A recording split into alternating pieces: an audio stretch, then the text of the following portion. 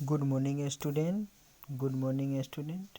यह आपका क्या है, संस्कृत का है जो 2023 में पूछा जाने वाला है। उसके लिए क्वेश्चन है 2023 के लिए, ठीक है, ध्यान रखिएगा। 2023 के लिए यह दिया गया है, इम्पोर्टेंट है। ऑब्जेक्टिव हम आपको इनसे बता रहे हैं, ठीक है। सबसे बड़ा शत्रु मनुष्य का होता है आलस, ठीक है।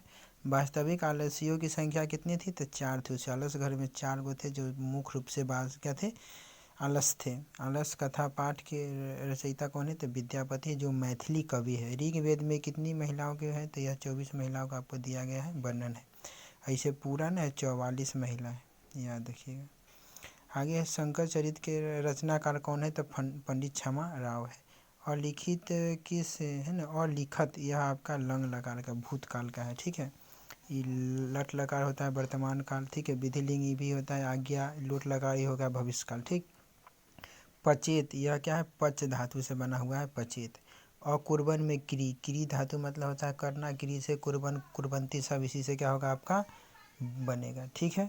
एक मिनट, अगला क्वेश्चन है क्वेश्चन नंबर 9। इसमें कह रहा है मतीसु में कौन सी विभक्ति आती है? यह आपका सप्तमी विभक्ति। ध्यान रखिए, यहाँ सु आगे ना मूर्धन स्वर सुकार आएगा, वो आपका सप्तमी होगा। या ऊपर अगर ते रहेगा इस तरह का, तो वह भी आपका सप्तमी होगा। इस सप्तमी जो है बहुवचन है, ठीक। आगे भवता किस शब्द का रूप है? तो यह भू का क्या बनता है? भव, ठीक है। आगे दिया हुआ है, अगला है गोदान किस संस्कार का? तो केशांत है। यह आपका कौन है?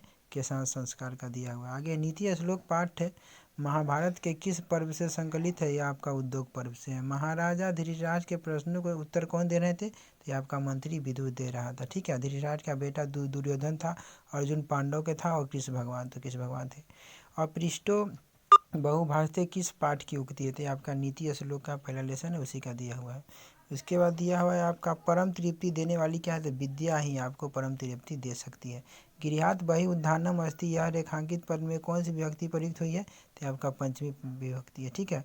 अलम मत करो के अर्थ में कौन सी विभक्ति है? आपका तृतीय विभक्ति है। किस पद में परि उपसर्ग है? तो परिहार में आपका परि है, बाकी में पर है, परा है, प्रति है, ठीक है। आगे प्रत्याशा शब्द में कौन सा उपसर्ग बना है? तो प्रत्याशा क्या होना? प्रति जोर आशा से बना है प्रत्याशा।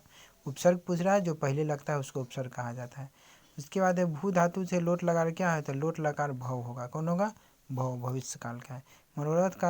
मनोरथ का संधि विच्छेद क्या होता है? तो मनः जोर रथ, यह होगा मनोरथ। उसके बाद महा जोर ईस की संधि क्या होगा? तो महेश, महा जोर ईस महेश को कहा जाता है। और जोर ई मिल के क्या बनेगा? तो ये बनेगा। भाग्योदय में कौन सी संधि होती है? तो ये आपका गुण संधि होता है। लंबोदर में कौन समास है? बहुब्रीहि समास है। एकम एकम इति ये समस्त पद क्या होगा? तो प्रत्येक। एकम एकम मिल के क्या होता है? प्रत्येकम होता है। उसका तत्पुरुष समाज कौन है?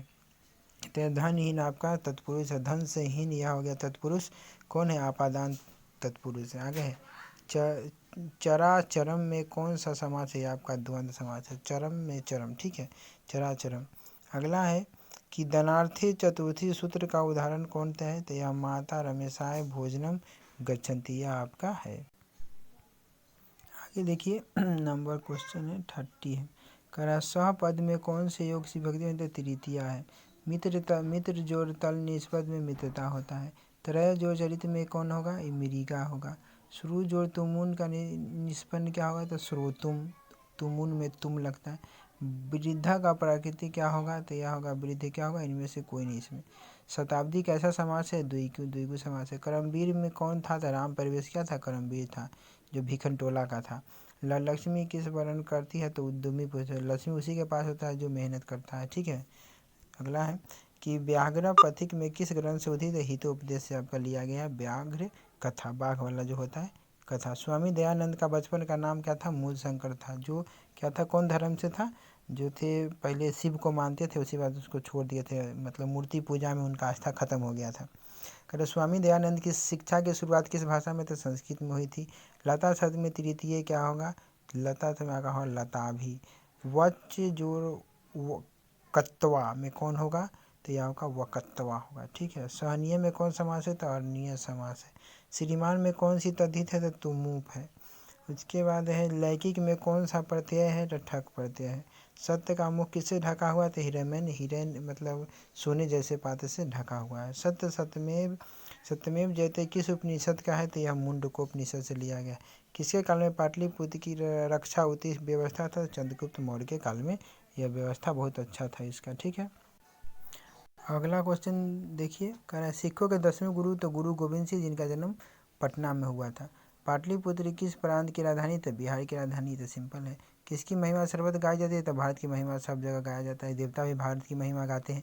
भारत में शोभा में कौन सा प्रश्न होता है, तो शोभा ईश्वर है। ठीक है, उसके बाद शैशव से कितने संस्कार है, शैशव में आपका 6 संस्कार है। चरित्र का निर्माण किससे होता है, तो संस्कार से होता है चरित्र का निर्माण। अंत्येष्टि संस्कार कब होता है, मरने के बाद होता है। ठीक है, मरने के बाद ये नंबर होगा। कालिदास में किस नदी का खेत, मंदाकिनी के बारे में किया गया, जिसमें राम जी ने सीता जी को मंदाकिनी का वर्णन करके बताया है। बूढ़ा बाघ के हाथ में क्या था, सोने का कंगन था, जिसे वो दान करना चाहता था। दानवीर कौन था, तो कर्ण। कर्ण से कौन लाता था, इंद्र भगवान अपना भेष बदल के क्या के ब्राह्मण का रूप धर के उसको क्या गए थे, कवच कुंडल मांग लिए थे, ताकि कर्ण को मारा जा सके। जब तक कवच कुंडल रहता उसको कोई मार नहीं सकता था।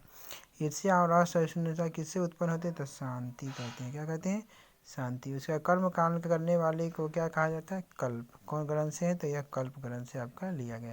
यहाँ तक ठीक है, और वीडियो डलाएगा। ठीक है, कल फिर डाला जाएगा वीडियो और इसका क्वेश्चन का। ठीक है, ओके, थैंक यू।